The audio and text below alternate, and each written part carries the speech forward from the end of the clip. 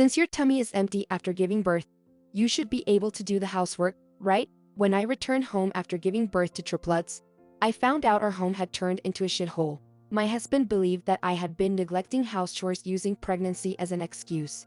He said now that I had given birth, I had no reason to slack off. Seeing me struggle with chores in my frail state, he declared, "I'll call my mother. She'll teach you how you should be as a housewife." My mother-in-law is notoriously strict, and to be honest, I've always found her difficult to deal with. Soon after his phone call, she came around with a furious look on her face. But what happened was something I could have never imagined. I lost my parents when I was young and I was raised by my grandmother. But she passed away before I graduated from high school.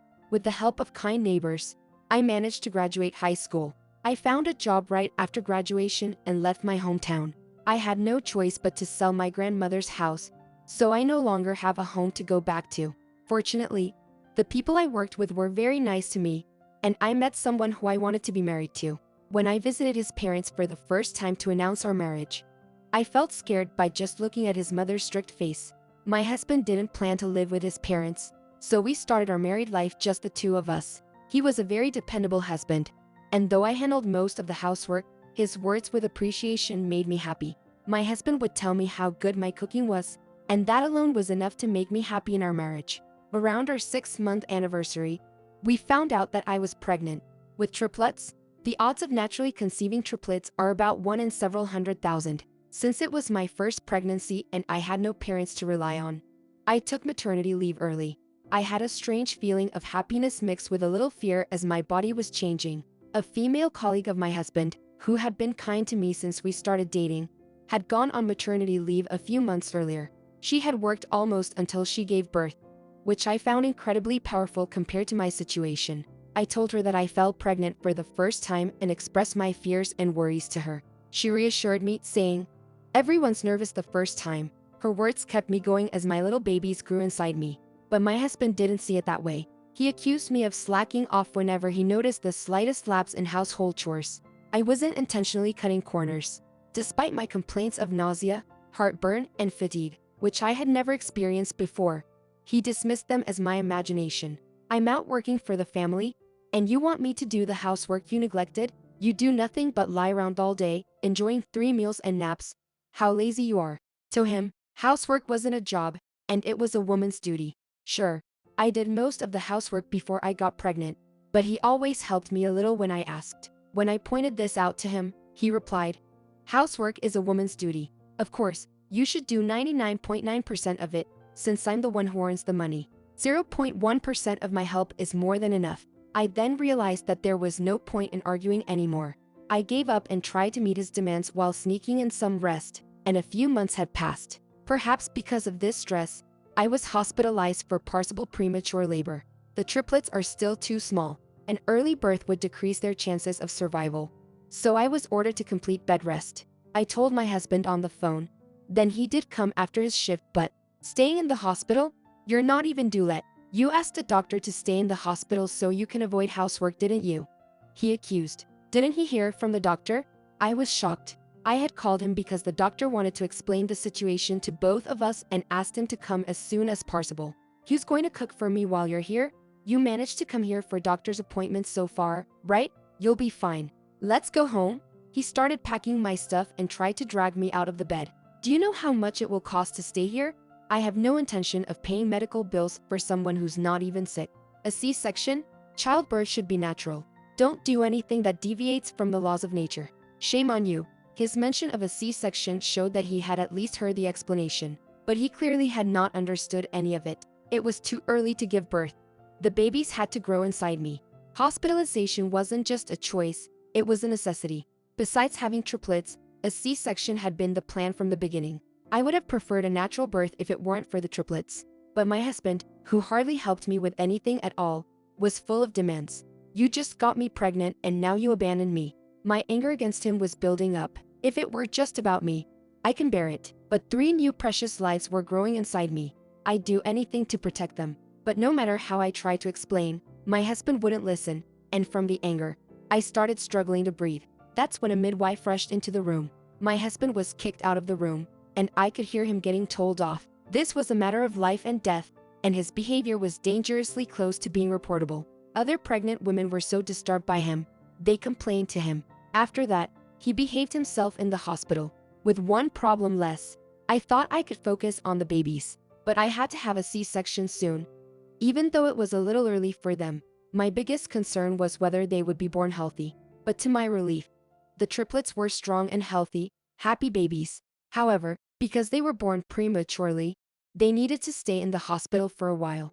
Even though my stay was longer compared to natural birth, I was discharged before my babies. When I got home still feeling weak, I found out that the house had turned into a shithole. You're the one who got away from housework for such a long time, so it's not my fault. But since you're back home now, hurry up, clean the house, and cook something for me. It was obvious that while I was in the hospital, he hadn't done anything around the house at all. Instead of washing clothes, he seemed to have just bought new ones and piled them up. I could tell he was ordering food or buying takeout every night by the dirty food boxes or containers of rotten leftovers all over the place. The awful smell was undoubtedly from all this mess. There was no way I could clean up all this mess in a day or two, and I stood there, stunned. You've slumped down around the belly. Should be easier to move around, right? So don't just stand there and get to work. He never visited me when I was hospitalized, and didn't even come to pick me up. I was foolish enough to have a little hope that he might welcome me back home at the front. In reality, I should never have expected anything from him. I was still not in the best condition after the delivery, yet I started cleaning up little by little, taking breaks in between. But whenever I was resting, he would find me and say, "Don't slack off, get up and start cooking. Don't you understand that I should be the priority?"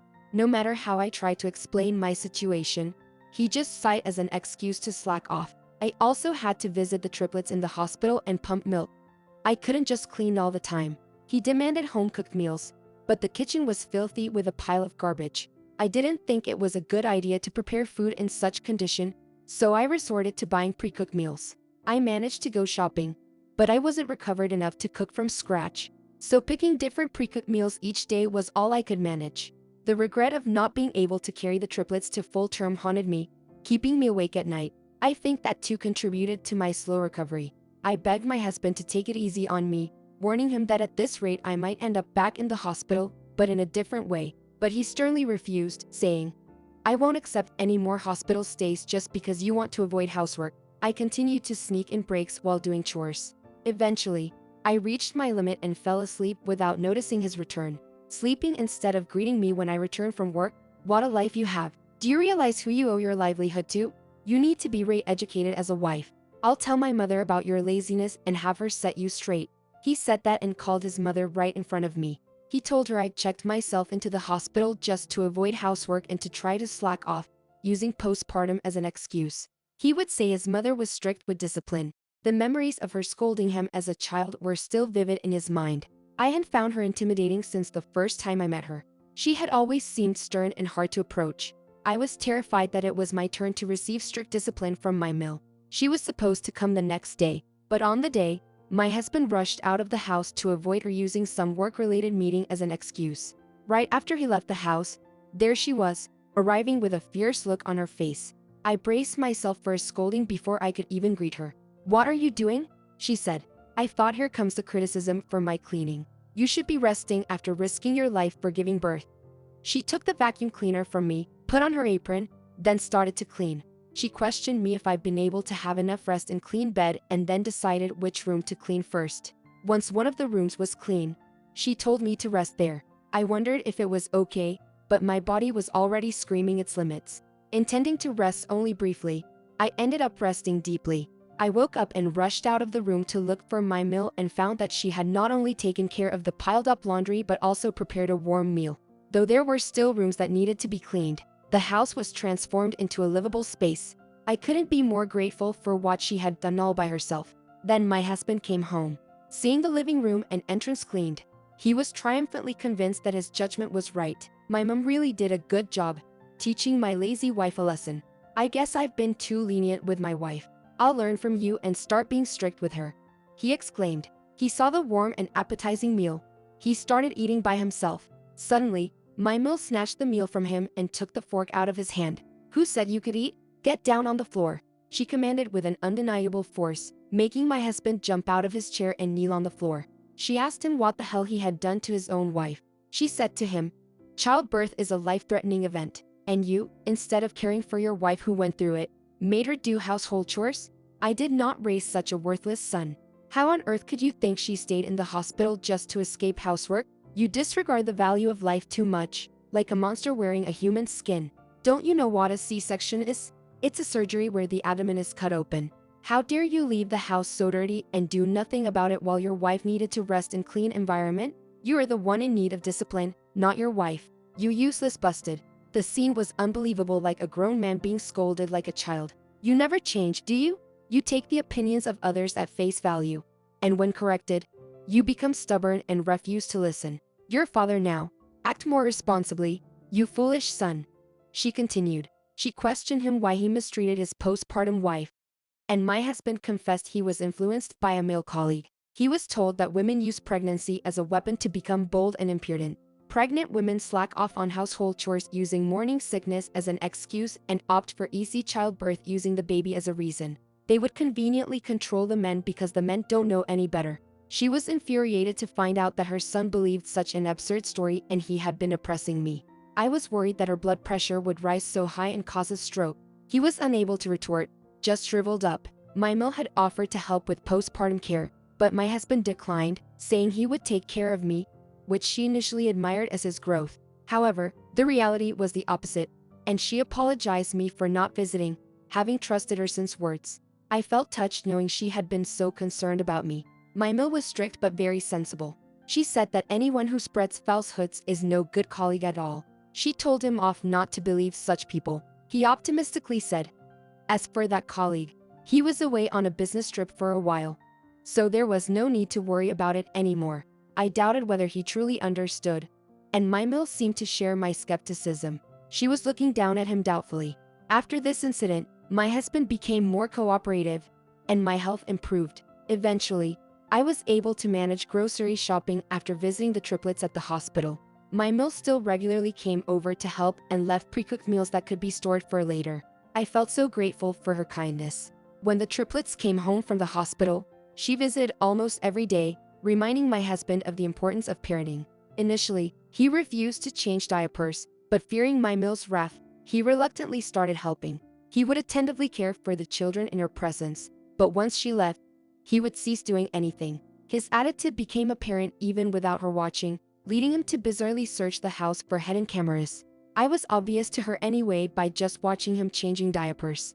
However, the once tiny triplets grew up fast. Eventually, my husband gave in and only helped with diapers and feeding until the triplets turned one. For nighttime crying, he claimed he had worked the next day, used earplugs, and went to sleep, which left me feeling like being a single mom. Then one day, he casually remarked, "The triplets are 1 year old now. You can handle them alone, right? The hardest part is still to come." Had he been influenced again by that same colleague? Upon further conversation, he mentioned that his female colleague who had returned from maternity leave said childcare became easier once the child turned one. It was the same colleague who had encouraged me during my anxious first pregnancy. Would she really say something so careless? So, now that you've been slacking on housework for so long, time to go full throttle. Childcare and housework are women's jobs, not for men. By the way, when are you going back to work? I didn't plan to have 3 babies.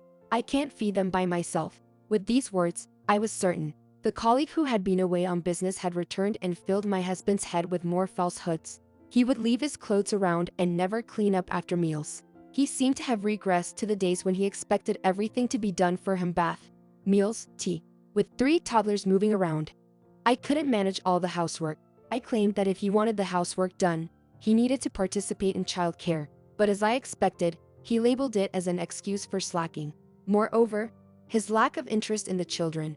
He often left dangerous items like razors within their reach. When I pointed it out, he would sulk, saying I used to handle it before pregnancy. He even insisted that the one who notices should put away.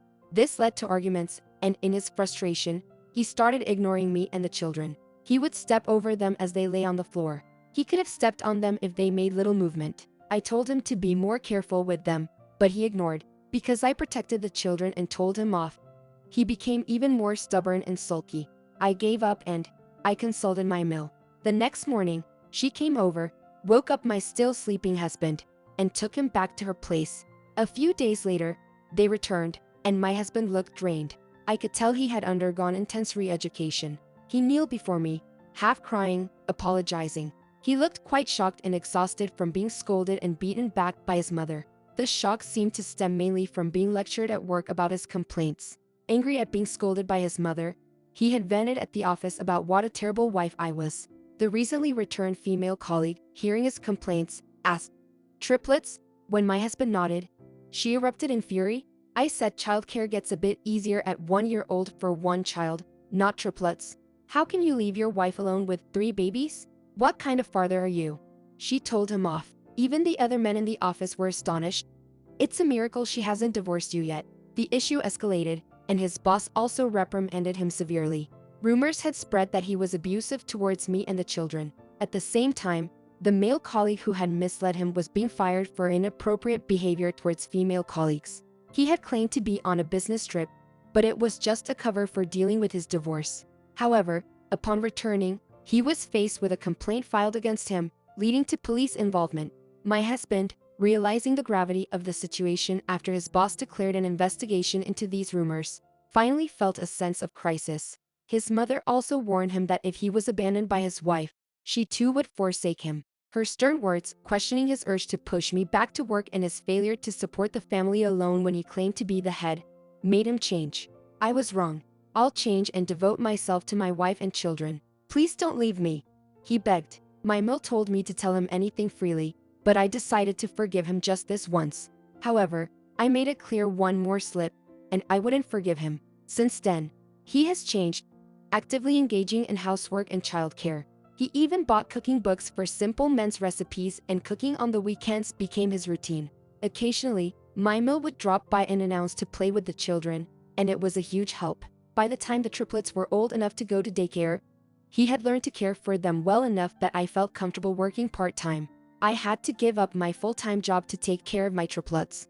However, I plan to increase my hours and hopefully return to full-time work once they start school. If it weren't for my mill's help, we would never be able to continue as a family. I am immensely grateful for her support and hope to repay her kindness in time.